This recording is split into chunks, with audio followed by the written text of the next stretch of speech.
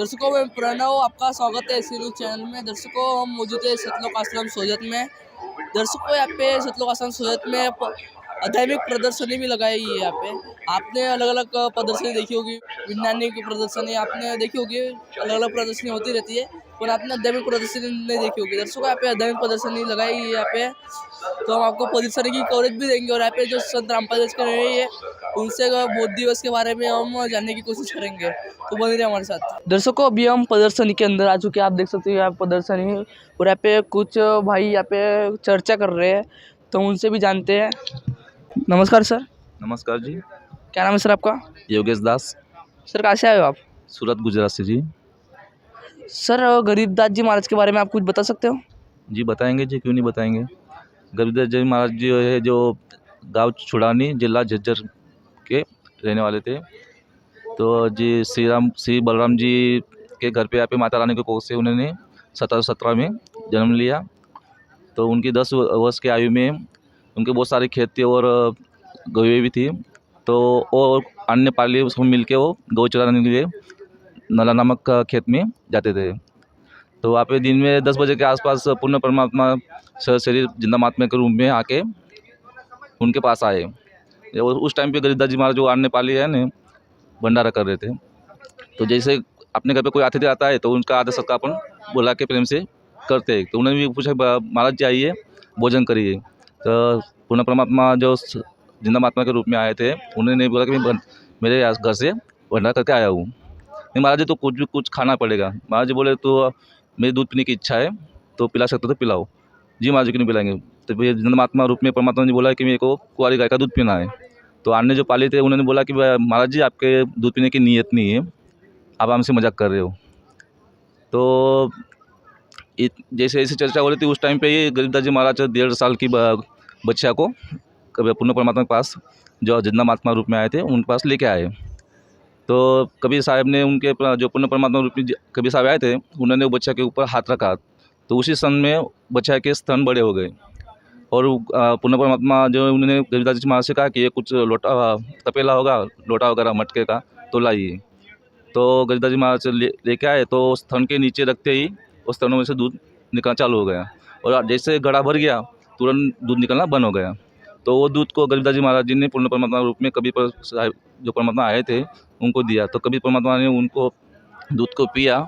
जो बचा कुचा दूध था वो अन्य पालने के लिए पूछा कि आप भी पी लीजिए। तो जो अन्य पाले थे उन्होंने मना कर दिया कि महाराज जी, आपका झूठा दूध कौन पिएगा, आप कौन जाति से, ऐसा वैसा कुछ नहीं कुछ बोल के उन्होंने मना कर दिया। वहाँ से चले गए। तो वहाँ पे खाली रहे गरीबदास जी महाराज। तो उन्होंने पूर्ण परमात्मा के पास से वो जो अमृत भरा दूध था वो मांगा और पी लिया। बाद में भी गरीबदास महाराज को ये पेड़ के नीचे बिठा के उनको अपना परिचय दिया, सतलोक की जानकारी दी, फिर उनको पूरा ज्ञान समझाया। तो उनको नाम उपदेश दिया। फिर वो नाम उपदेश के बाद गरीबदास जी महाराज की इच्छा हुई कि वो सतलोक कहाँ पे है, कैसा है, मेरे को देखना है, विनती की उन्होंने। तो उसी समय परमात्मा ने उनका शरीर से आत्मा निकाल के जितने ऊपर के लोग हैं, ब्रह्मा जी का लोग, विष्णु का लोग, शिव जी का लोग, दुर्गा जी का, गणेश जी का लोग, सब लोग दिखाया। बाद में लास्ट में जब धर्मराज का दरबार था, वहाँ पे जाके जो फिर हाजिर गए। फिर बाद में वहाँ पे जो गरीबदास जी महाराज का लेखा जोखा था, उसी दिन वो धर्मराज के सामने फाड़ दिया। और पूर्ण परमात्मा ने गरीबदास जी महाराज को सतलोक लेके गए। फिर वहाँ पे जो जिंदा महात्मा रूप में जो परमात्मा मिले थे गरीबदास जी महाराज को, वो जो सिंहासन पे बैठे थे पूर्ण परमात्मा, तो उनका जाके वो चौर करने लगे। तो गरीबदास जी महाराज उसी समय सोचने लगे कि जो जिंदा महात्मा जी मुझे यहाँ नीचे पृथ्वी लोक से लेके आ गया है, वो तो यहाँ का कोई सेवक होगा पूर्ण परमात्मा का। तो उसी समय वो पूर्ण परमात्मा सिंहासन से उठ के वो जो जिंदा महात्मा थे वो सिंहासन में बैठ गए और पूर्ण परमात्मा चौर करने लग गए। फिर वापस गरीबदास जी महाराज सोचने लगे कि पूर्ण परमात्मा इन पे चौर कर रहे हैं।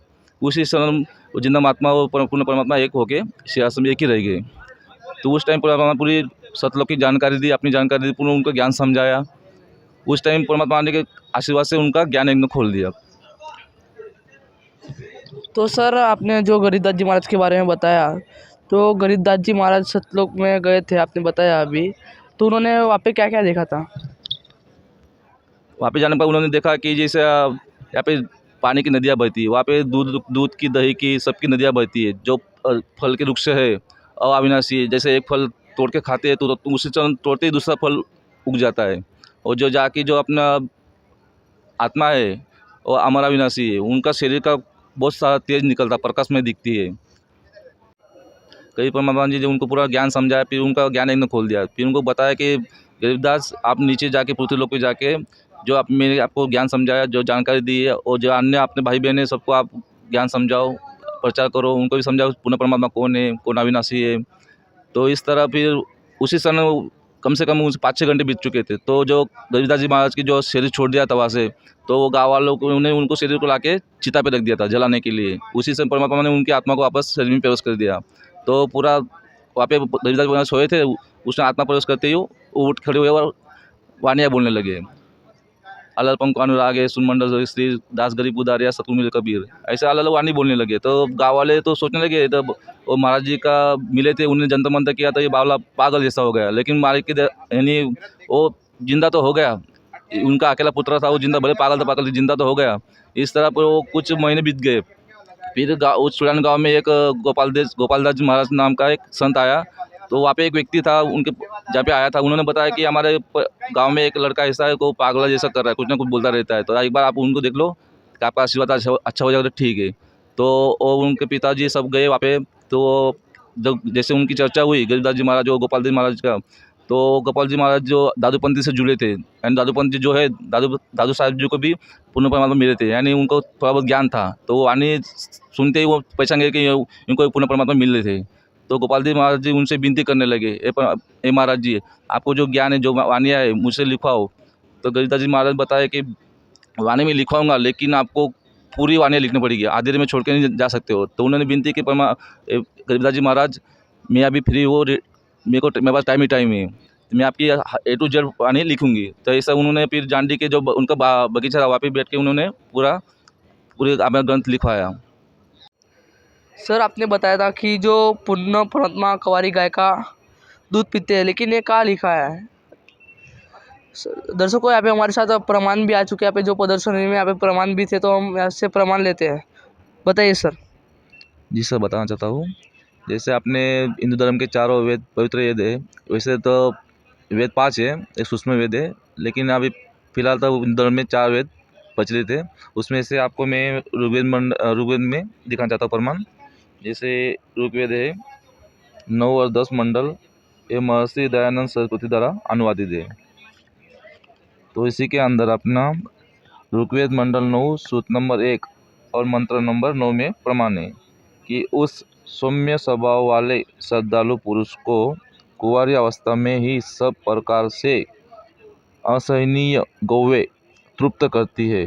ऐश्वर्य की वृद्धि के लिए अथवा उक्त श्रद्धालु पुरुष को असहनीय वार्यज्ञा ऐश्वर्य की प्राप्ति के लिए संस्कृत करती है। ये अपने ऋग्वेद मंडल में प्रमाण है कि वो पुण्य परमात्मा कुंवारी गाय का दूध पी के नीला करते हुए अपना ज्ञान प्रचार करते हैं।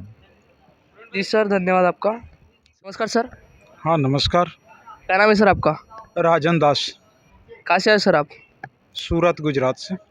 सर जैसे सर ने बताया कि जो कबीर साहब है जी, उनको अपने साथ गरीबदास जी महाराज थे, उनको कबीर साहब जी अपने साथ जो सतलोक में लेके गए, और उनके वे कबीर साहब सिंहासन पर विराजमान दिखे। लेकिन अभी तक सभी धर्मगुरु ये बता रहे हैं कि भगवान निराकार है, इसका कोई आकार नहीं है।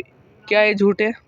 बिल्कुल झूठ है जी, क्योंकि वो वेद जो पढ़े हैं वो पता नहीं कहाँ से पढ़े हैं, और परमात्मा कहे हैं कि वेद मेरा भेद है, मैं वेदन के माही, और जिस वेद से मैं मिली वो वेद जानत नहीं। ठीक है, तो प्रमाण तो इसी वेद में है कि परमात्मा निराकार नहीं है, सशरीर है और सकार है, राजा के समान है। ठीक है, तो फिर वो निराकार कैसे हो सकता है?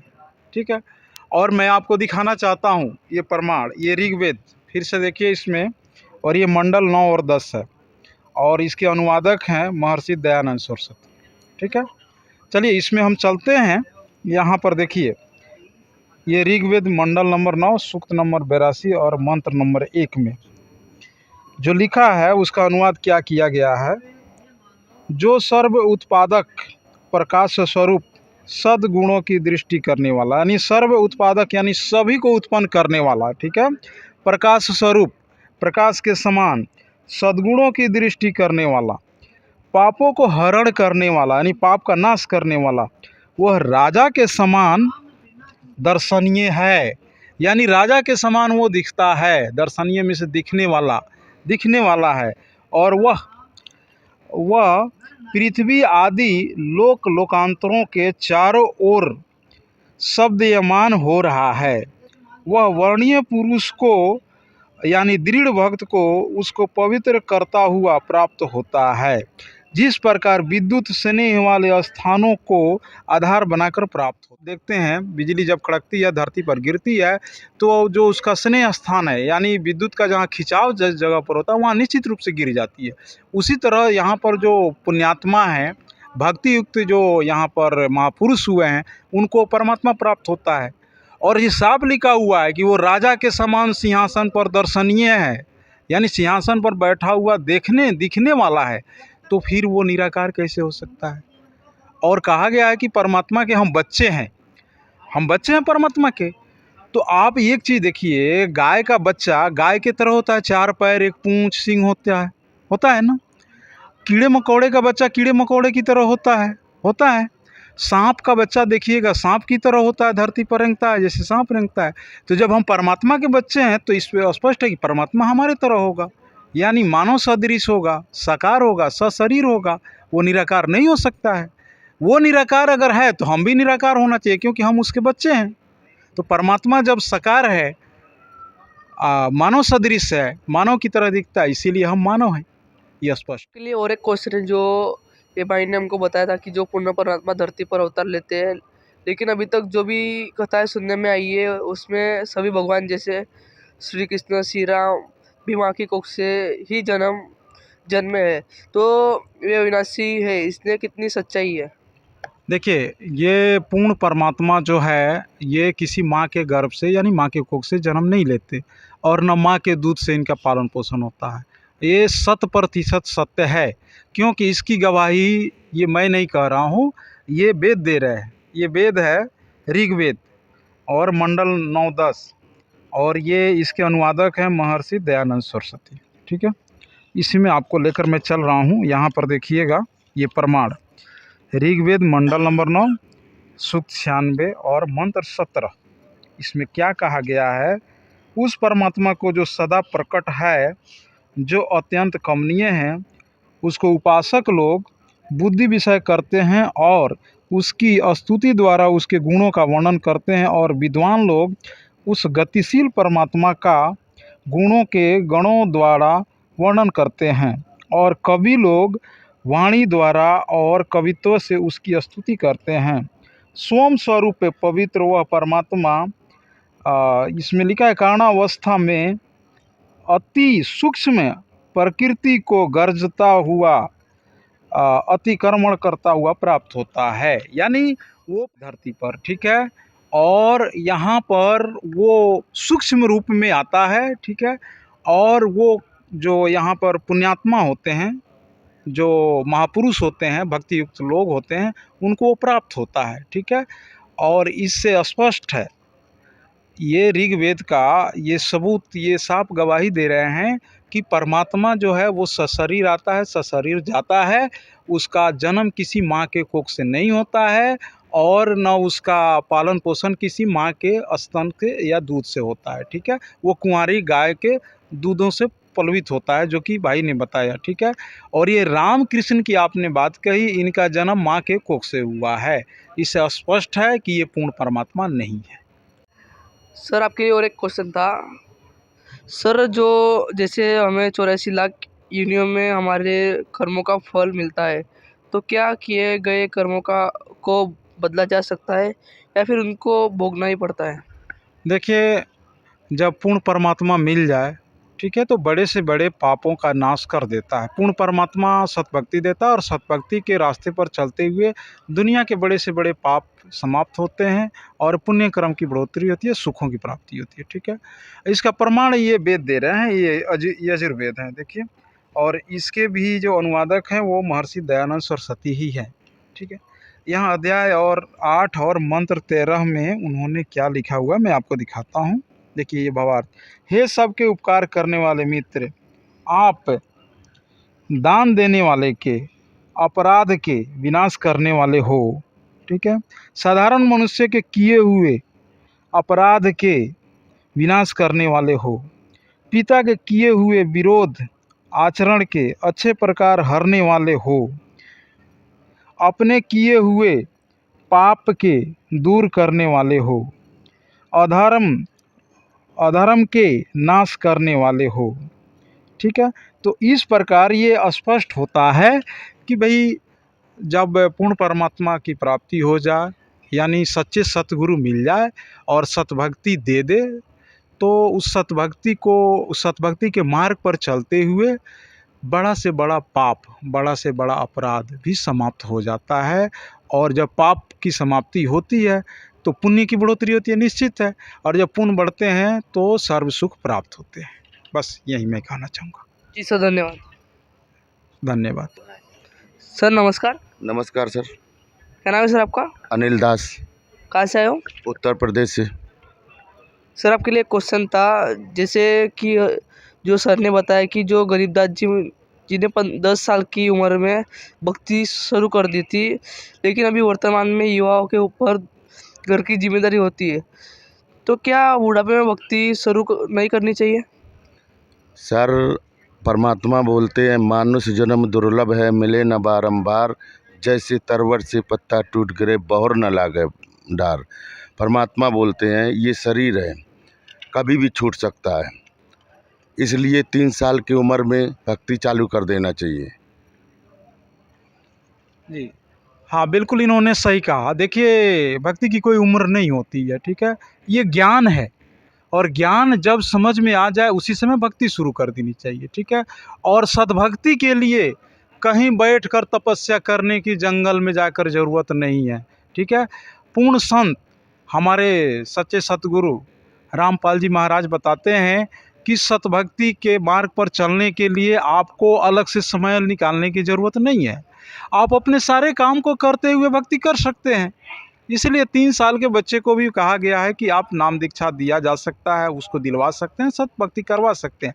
आप चलते हुए, खाते हुए, सोते हुए, अपना काम करते हुए भी भक्ति कर सकते हैं। और एक बात आपने सही कहा कि आज के जो न्यू जनरेशन है, यंग जनरेशन है, उनके ऊपर बहुत बड़ी जिम्मेवारी है, कैरियर की जिम्मेवारी है, पढ़ाई की जिम्मेवारी है। ठीक है। तो वो डिस्टर्ब किए बिना भक्ति कैसे कर सकते हैं? तो इसके लिए सच्ची सतभक्ति हमारे परमात्मा सतभक्ति का मार्ग देते हैं, जिसको पढ़ाई के साथ, कैरियर के साथ भी किया जा सकता है, सोते चलते खाते पीते। परमात्मा तो ये बताते हैं कि पुराने समय में लोग हल चलाते थे, अभी तो हल है नहीं, हल चलाते हुए भी, खेती करते हुए किसान भक्ति कर सकता है। ये कोई ज़रूरी नहीं कि अपना काम दाम छोड़कर कहीं गए दूर जाकर और वो तपस्या में लीन हो गए, वो तो बायाडंबर है, वो भक्ति नहीं है। ठीक है। इसीलिए भक्ति के लिए कोई उम्र नहीं होनी चाहिए। और दूसरी बात, एक सबसे ज़रूरी बात, कि अगर आप बच्चे को बचपन से सतभक्ति के मार्ग पर लाते हैं तो इससे क्या फ़ायदा होगा? संस्कार अच्छे बनेंगे बच्चे के, सतभक्ति के मार्ग पर चलेगा। क्योंकि यहाँ पर जो सतभक्ति जिनको दी जाती है पूज्य संत गुरु रामपाल जी महाराज के द्वारा, उसमें बताया जाता है कि किसी तरह का कोई नशा नहीं करना है। आज देखिए यंग जनरेशन की आपने बात किया, क्या कर रहे हैं बच्चे? गुटखा खा रहे हैं, तंबाकू खा रहे हैं, अपने स्टडी से ही, पढ़ाई के दौरान ही शराब पीना, ड्रिंकिंग करना सीख रहे हैं। ठीक है। माँ बाप पैसे देकर भेजते हैं पढ़ने के लिए और वो घर से दूर जाकर गुटखा खाते हैं, गलत संगत में फंसते हैं, देर रात तक शहर में घूमते हैं इधर उधर। तो यहाँ पर इस भक्ति मार्ग पर अगर वो बच्चा चल रहा है तो इन सारी चीज़ों से, बुरी आदतों से, बुरे संस्कार से दूर रहेगा, अच्छे संस्कार उसके बनेंगे। और वो पढ़ लिख कर कोई सरकारी अधिकारी बनता है तो परमात्मा बताते हैं, न घूस लेना है न देना है, यानी रिश्वतखोरी नहीं करनी है। तो जब एक छोटे बच्चे को दिमाग में बचपन से बैठाया जाएगा, एक बीज डाल दिया जाए कि शराब नहीं पीना है, गुटखा नहीं खाना है, किसी तरह का नशा नहीं करना है, न घूस लेना है न घूस देना है, तो सरकारी अधिकारी बनकर घूस नहीं लेगा। और जब घूस नहीं लेगा तो आपको क्या लगता है, देश फिर से एक बार सतयुग की ओर जाएगा। इसीलिए कहा गया है कि हम सतयुग की ओर ये देश जा सकता है आने वाले समय में। ठीक है। तो संस्कार अच्छे बनेंगे। इसलिए ये ज्ञान के लिए कोई उम्र नहीं है, सतभक्ति के लिए कोई उम्र नहीं है। इसीलिए परमात्मा बताते हैं, हमारे पूज्य संत गुरु रामपाल जी महाराज बताते हैं कि 3 साल के बच्चे को भी ये नाम दीक्षा दिलवा दो और सतभक्ति कराओ, इसके वही कारण है जो भाई ने बताया कि उम्र का कोई तकाजा नहीं है, कोई गारंटी नहीं है कि कब हम इस दुनिया से चले जाएंगे।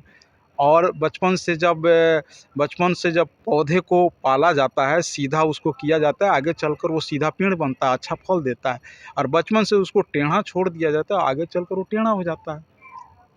तो बचपन से अगर ये भक्ति मार्ग पर बच्चे को लाया जाए तो आगे चलकर इस देश के लिए एक बहुत अच्छे वो नागरिक बनेंगे, अच्छे संस्कार होगा और देश हमारा विकसित होगा। जी सर, आप कुछ बताना चाहते हैं? गुरुजी बताते हैं संत रामपाल जी महाराज जी कि श्वास श्वास से नाम जपो, वृथा सांस मत खोए, ना जाने कि श्वास का आवन हो कि ना हो। इससे यह है कि जो भी श्वास है इसी से मतलब भक्ति शुरू कर दोगे तो मतलब आगे सुखों की प्राप्ति होगी, और इससे मतलब वो पाप है वो नष्ट होते रहेंगे और सुखों की वृद्धि होगी, तो आगे दुख नहीं आएंगे।